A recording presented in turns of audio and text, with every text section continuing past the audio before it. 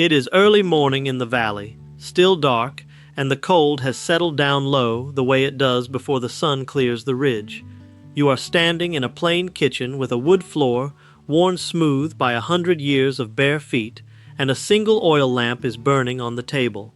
On it there is a tin dipper, full to the brim with water, and you look at that water in the lamplight, and it is clear. Not cloudy, not gray, not tinged with anything. Clear enough to see the seam in the bottom of the dipper straight through it, and you look around for where it came from. There is no faucet on the wall, no handle to pump, no hum of a machine anywhere, no motor, no wire. There is a dipper of clean water on a table, and no visible way it got there. And the man of the house sees you looking, and he lifts that dipper and drinks it down, easy, the way you drink water you have never thought to fear. Now I want you to sit with that, because you have been taught, your whole life, that clean water comes to you through a system, a plant far off with tanks and pipes, running to you down a pipe under the street. And I am not going to tell you that system is worthless, because it is not. But know this plain, that treated water running to your tap is the new thing. It is barely more than 100 years old in most of this country. For thousands of years before the first treatment plant was ever built, every family that ever lived drank water it gathered and cleaned with its own hands, and raised its children on it. The pipe did not teach us to drink clean. We knew how long before the pipe. It only made us forget that we knew. My name is Amos. I am Amish, and I farm a piece of bottomland in a green valley here in Ohio, the same ground my father worked and his father before him. I did not learn what I am about to tell you from a book or a school or a man in a white coat.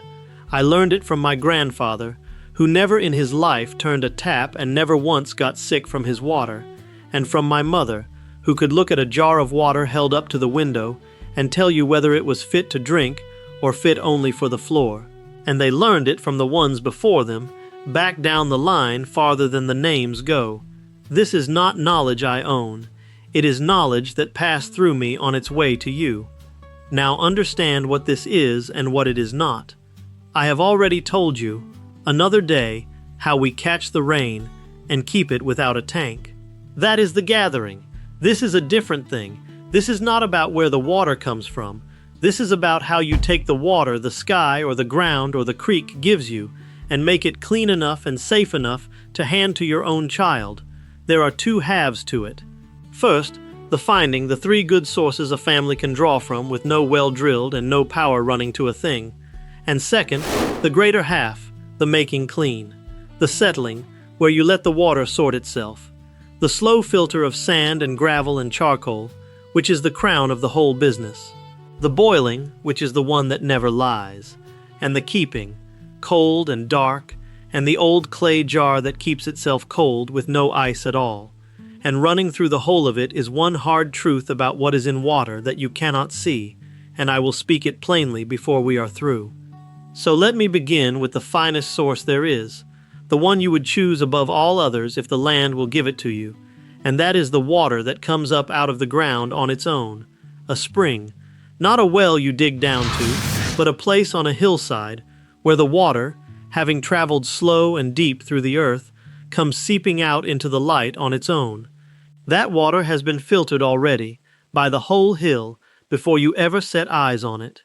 It went down as rain somewhere up the slope and crept down through yards of sand and stone, slow as cold honey, and every foot took something out of it. It arrives at the spring cleaner than near anything you could make yourself. But a spring will only stay good if you protect its mouth, and this is the part folks forget. An open spring, one that any cow can wade into and any leaf can fall in, is only half a gift.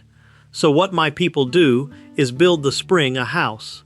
A little box of stone or concrete set right over where the water comes out, with a lid, so the water rises clean into a covered basin, and no animal treads in it, and no light gets down to feed the green. And you already understand why the cover matters, because you know it in your own kitchen. A bowl of food left open on the counter goes wrong far faster than the same food with a lid over it. Open to the air is open to trouble. A capped spring is a covered bowl. That is the safest water a family without a well will ever drink, and if the land gives you one, you guard it like the treasure it is.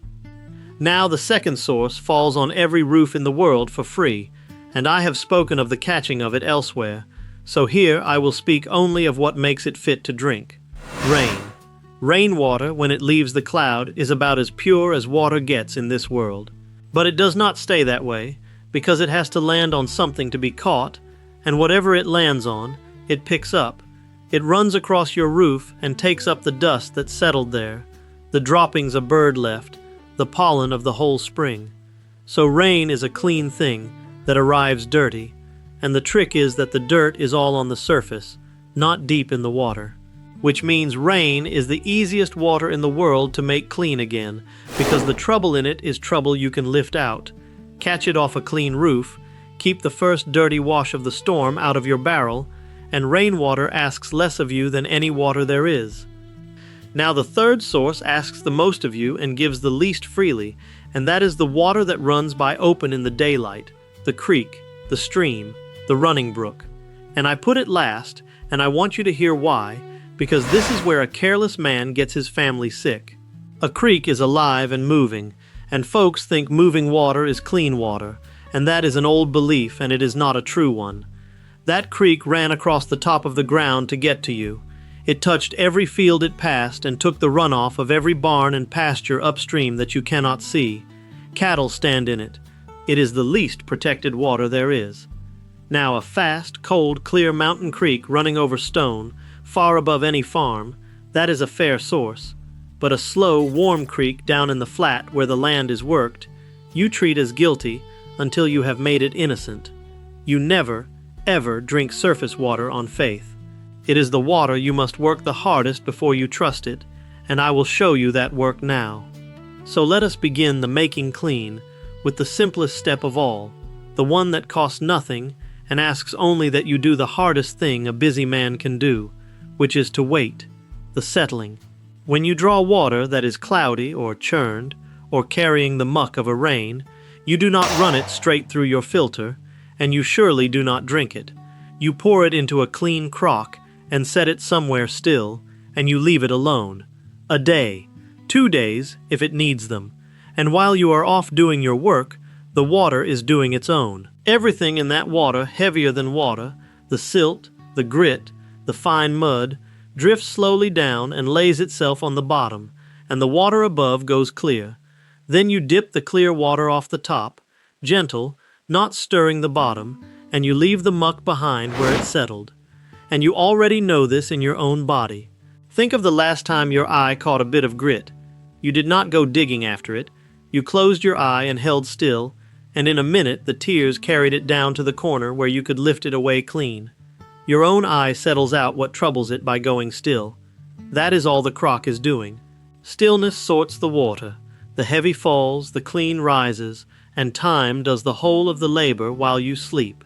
It will not kill what you cannot see, mind. Settling only takes out what has weight, but it is the first step, and it makes every step after work better, because a filter not clogged with mud can do its true job.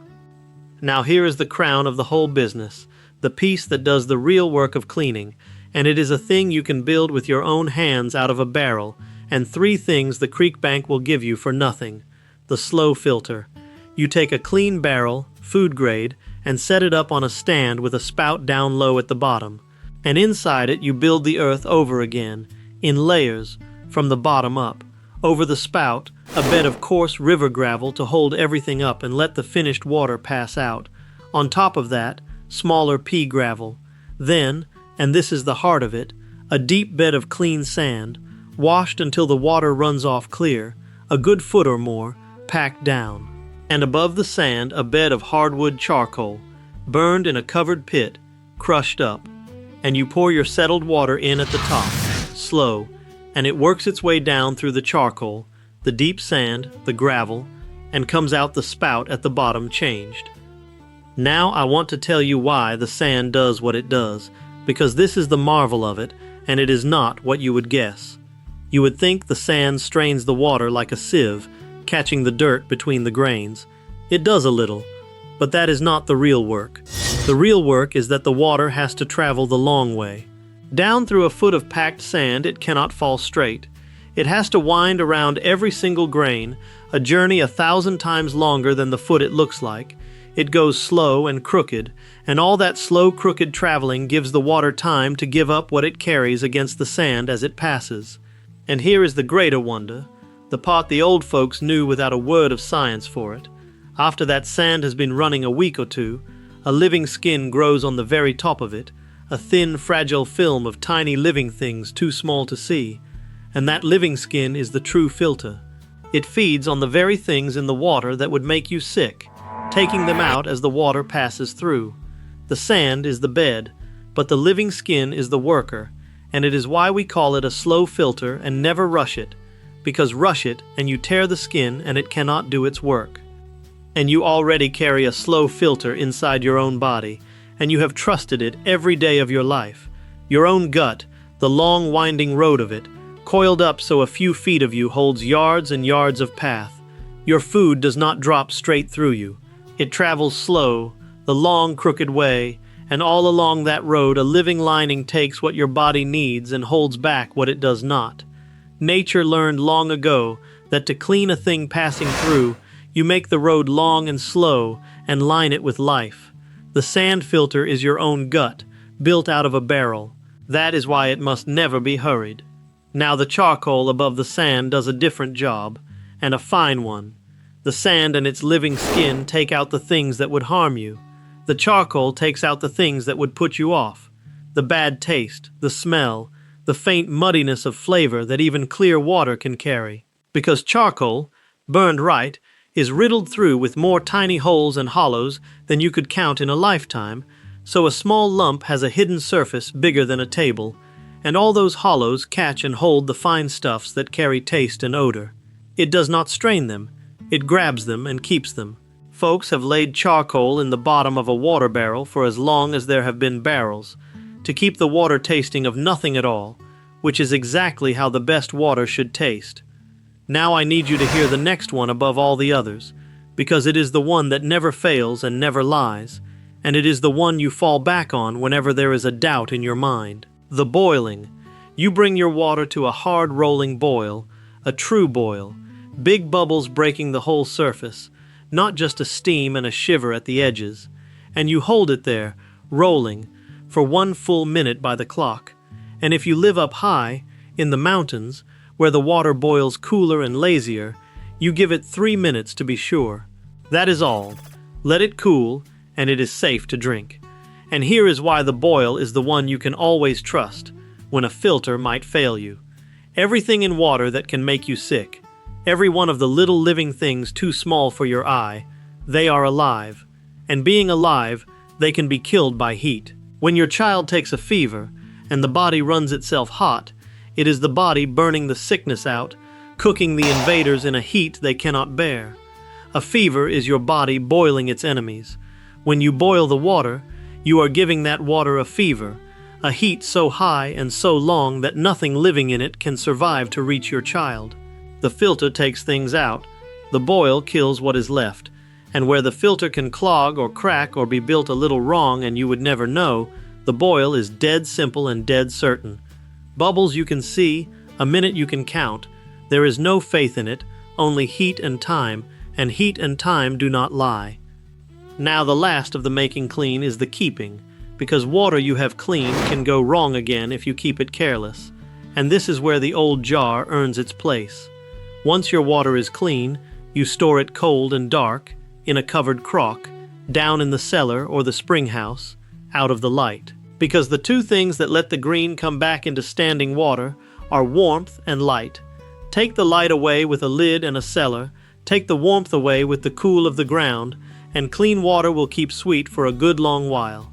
Warm water in the sun is a bath the little things love to grow in. Cold water in the dark is a locked cellar to them, and nothing wants to live there. And here is the piece of it I love the most, the old clay jar that keeps its own water cold, with no ice and no cellar and no machine of any kind. You take a jar of clay, fired soft and left a little porous, not glazed hard and shiny but able to breathe, and you fill it with water, and set it in the shade where the air can move, and through the wall of that jar, so slow you cannot see it, a very little of the water seeps out to the surface as a dampness on the clay, and the moving air dries that dampness away, and as it dries, it pulls the heat out of the jar with it, and the water left inside goes cool, cooler than the air around it, a mercy on a hot day. And you already know this in your own body, since the first hot day you ever ran too hard. You sweat. The water comes up onto your skin, the moving air dries it, and as it dries you feel the cool come over you, and that is your own body pulling its heat out through the drying of the water on your skin.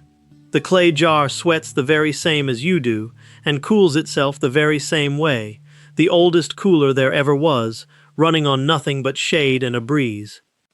Now here comes the turn, and I want you to lean in for it, because it is not a story about villains, and I will not pretend to you that it is. Clean water is not hard. That is the plain fact under this whole business, and it is the fact that gets buried. Water wants to be clean. Left to settle, it clears itself. Runs slow through sand, it cleans itself, and grows the very thing that does the cleaning, for free, out of nothing but time. And that is exactly why you never hear it told, because there is no money in a barrel of sand. There is no monthly bill in a rolling boil.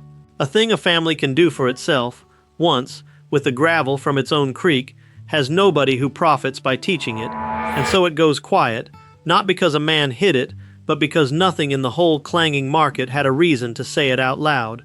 The knowledge did not get taken from you. It just could not afford to speak, and everything standing next to it could afford to shout.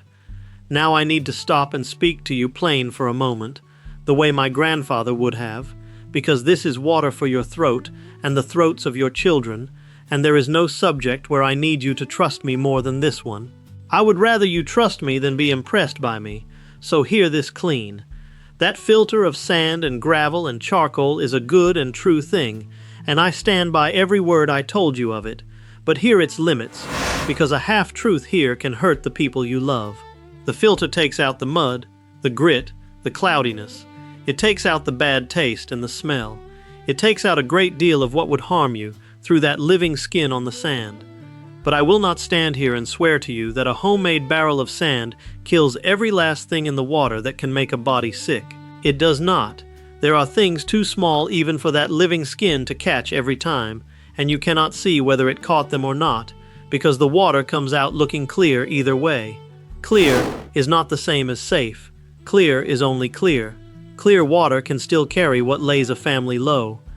So here is the rule, and it is short, and you do not break it.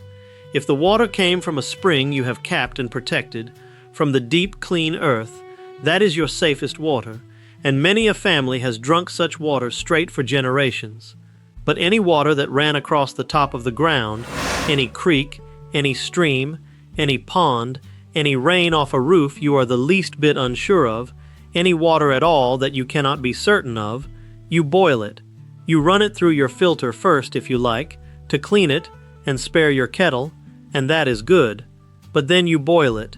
1 full minute at a hard rolling boil, 3 minutes if you are up in the high country, and then it is safe.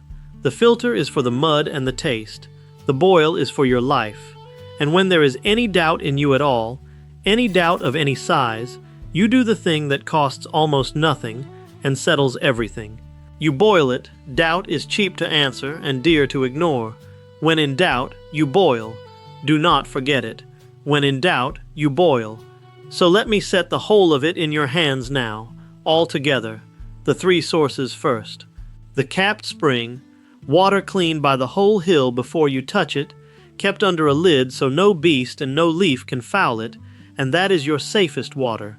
The rain, clean when it leaves the cloud, dirty only on its skin, and the easiest of all to make right again. And the running creek, last and least, guilty until you make it innocent, never drunk on faith. Then the making clean, the settling, where stillness sorts the heavy from the clear while you sleep. The slow filter, gravel and sand and charcoal, where a living skin grows to do the true work, your own gut built out of a barrel. The boil, which gives the water a fever and kills what lives in it, and never once lies. The keeping, cold and dark, so the green cannot come back. And the old clay jar that sweats like your own skin. Settle it still, run it slow, boil it sure, keep it cold and dark, and when in doubt, you boil. Now I want to hear from you, and I mean that true. Tell me down below where you live, and tell me what the water is like where you stand. Is there a spring on your land? A place in the hill where the ground still runs cold and clear? And tell me this too. What did your own people do for their water before the pipe came to your town? Did your grandmother keep a charcoal in the bottom of the barrel, a clay jar on the shady side of the porch that kept the water cool through August? Somebody in your family knew these things once. Tell me their way. I read every single comment that comes to me on these. Every one. Because this knowledge does not live in books. It lives in kitchens and in cellars and in the memory of folks like you. And every time one of you writes down what your people did, a little piece of it gets saved from being forgotten. So do not keep it to yourself. And before you go, let me tell you what I am going to show you next time, because it belongs close beside this one. Next, I am going to take a thing you have thrown into the fire 1,000 times and watched go up as smoke and ash, a common thing off any woodpile, worth nothing. And I am going to show you how my grandfather took that very throwaway and made from it something that could clean a foulness out of water, pull a bad smell out of a cellar, and keep a wound from turning, all from the one worthless thing you have been sweeping into the ash bucket your whole life. Most folks will never believe it until they see it, so come back for it. Until then, keep it simple, keep it honest, and keep it homemade. And remember, the people who built this country with their hands knew things we are only just starting to remember.